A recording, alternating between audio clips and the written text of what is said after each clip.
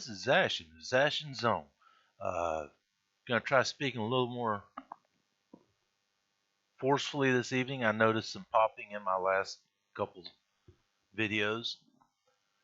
Uh, Saving up some money to hopefully get another microphone. This one's on my headset. I understand it's not the best, but hey, I'm trying to get my words out there. Let's check one thing right quick. Hey, look at this. Y'all are looking at my very first live stream on the YouTube. Uh, let's get back to what we're here to talk about today. Today's subject is about Haiti and how the Clinton Foundation screwed them over. In January of 2015 and May of 2015, Haitians protested outside the New York City offices of the Clinton Foundation and Soprani in New York City. Uh, and they were there to tell the world of Bill and Hillary's crimes against Haiti. So let's do a review. This is a pretty long. Yeah, scroll. Yeah, there's a lot of information there. Over here on the right, I've tried to break it down and pretty much get to the points. Point 1, 2010, they had a 7.0 earthquake, killed 200,000 people, leveled 100,000 homes, and left 1.5 million people destitute with nowhere to go and no help in sight. And we all remember when this happened, the world had an outpouring of aid to send to Haiti to try and help the Haitians because it was bad. Everything that was coming out of Haiti at the time was just bad news. You felt for the people. They were in a bad situation and they needed help. Along come the Clintons to help the Haitians. Yeah, this just gets worse and worse for them. First thing that happens when the Clinton Foundation gets there is they saw there was a whole lot of money laying around that they needed to pick up for themselves.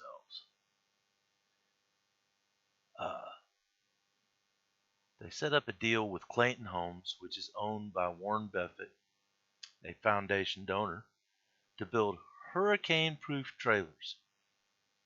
Folks, I'm not rich. I've grown up in trailers. Trailers are not hurricane-proof. I don't care. Unless they are built like a tube, put on a spot, and completely covered with dirt so that they look like a hill, which it's no longer a trailer at that point.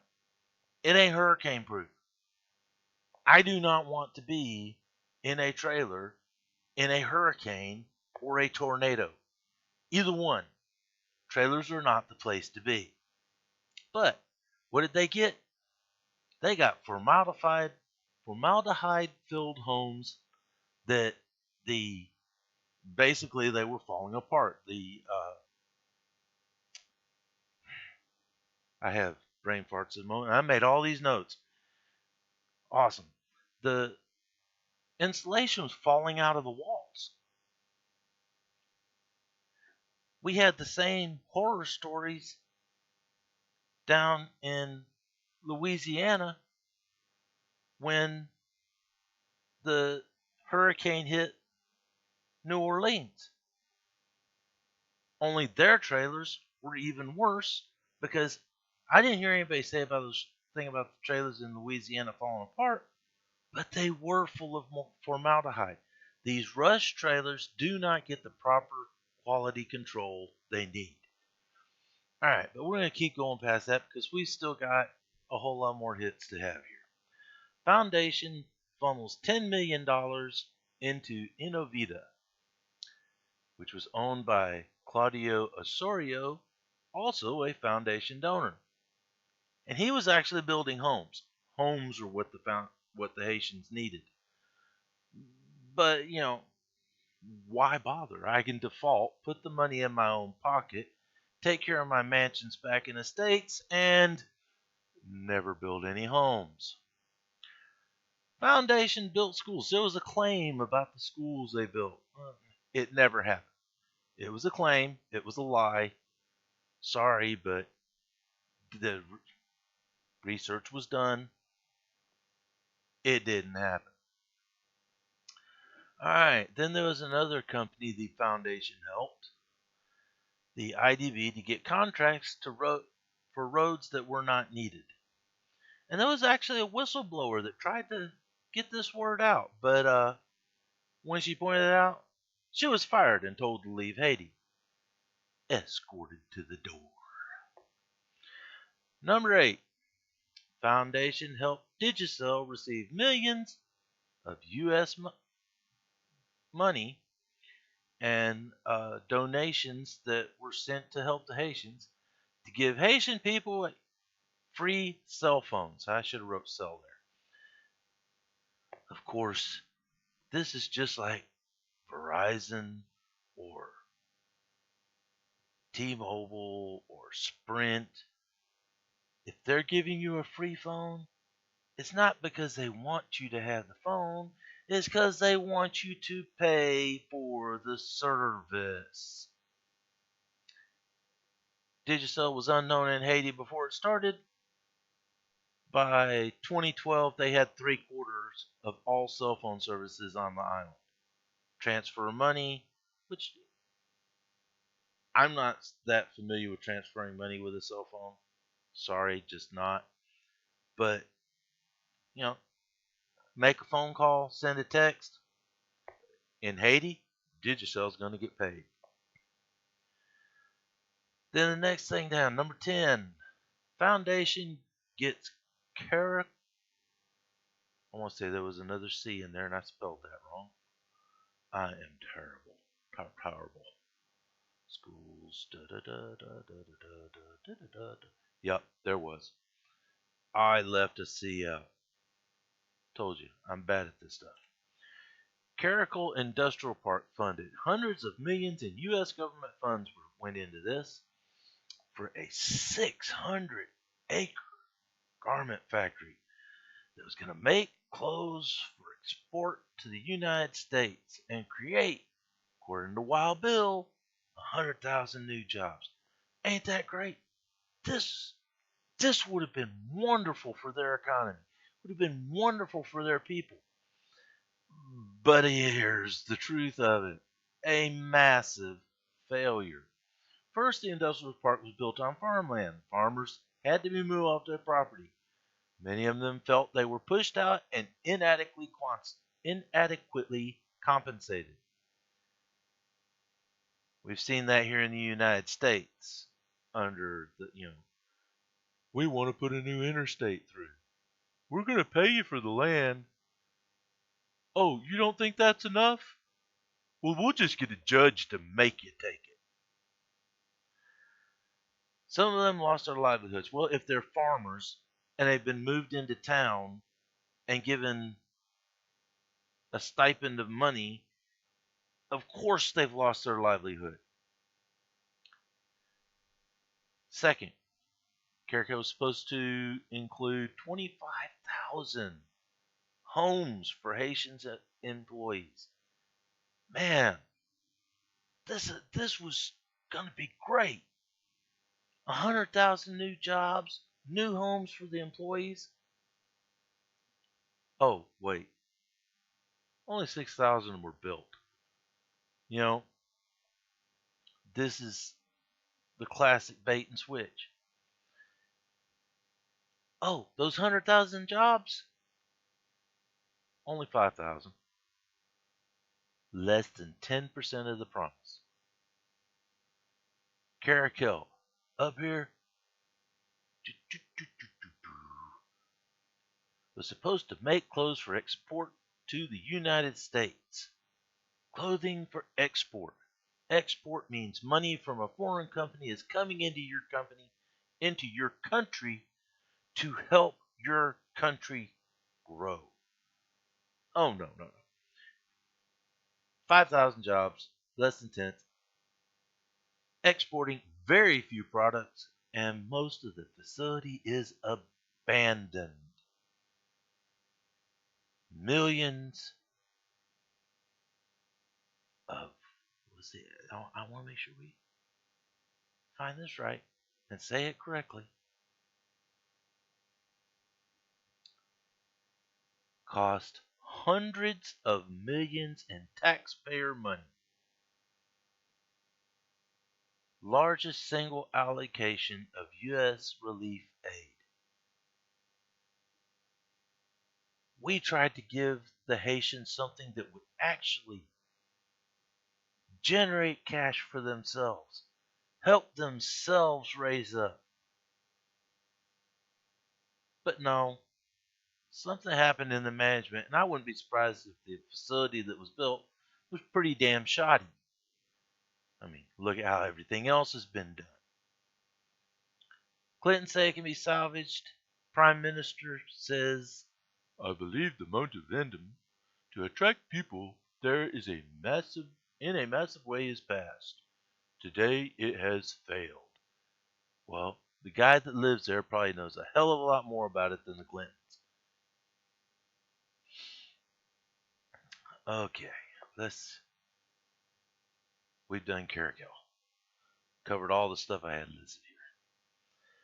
But last but not least, let's not forget the Clinton Foundation is truly a family operation.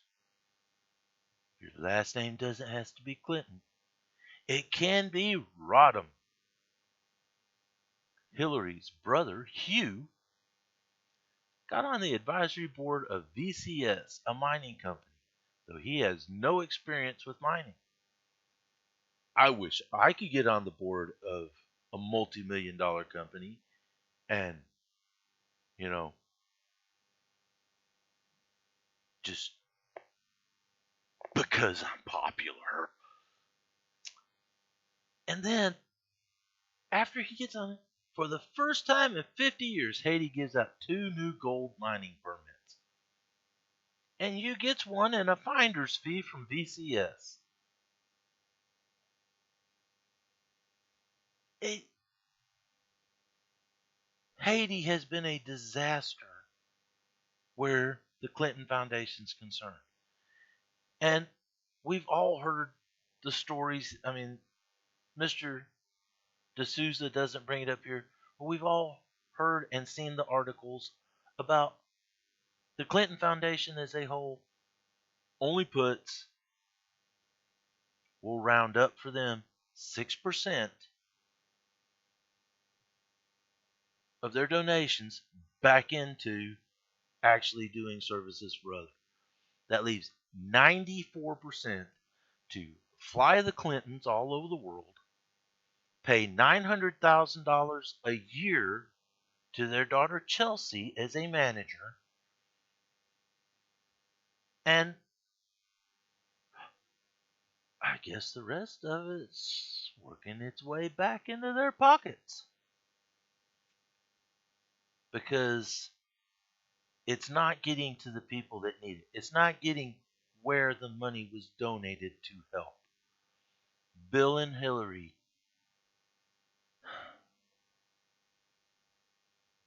20 years, well, 16 years since he was in office. They were dead broke when they got out of office.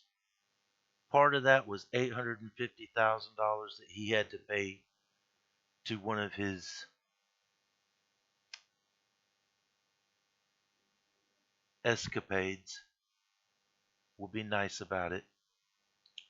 Not criminal activity where he forced a woman to put up with something that she did not ask for.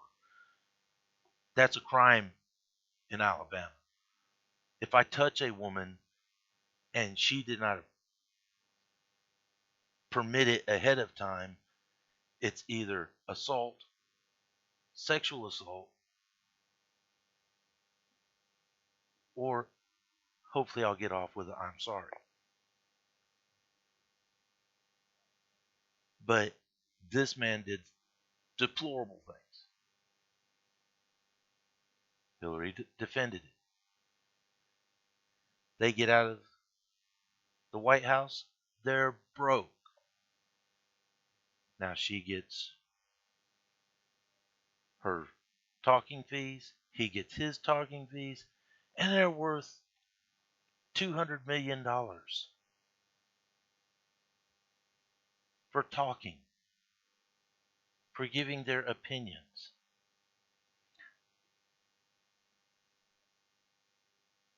That's got to be some damn good opinions to be worth $625,000 for, what did they say it was?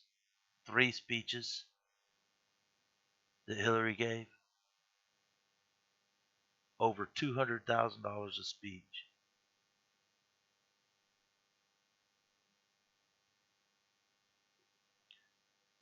Folks, I appreciate you came. If you came, let's go over here and look. Probably don't have anybody following right now, and I'm not surprised at that. But this is what I'm going to try to do my videos. I'm going to put them up as live streams, then I'm going to save it over to the channel, and try to have fun with it. Y'all have a good day. Maybe I'll start seeing some people here in the chat every once in a while. I'm going to stop this live stream, and it looks like I've got at least 2 more to post up here. This is Zashin of Zashin Zone. If you like the information I put out, like, favorite, subscribe. Really like them subscriptions. This is what we're talking about right now. And pass the message on. Trump didn't do great in his first debate. Hopefully he'll turn around that around this Sunday. Pence did an awesome job last night. Showed us what pivot and staying on subject and ignoring the riffs can do. Y'all have a great day. This is Zashin of Zashin Zone, and I'm out of here.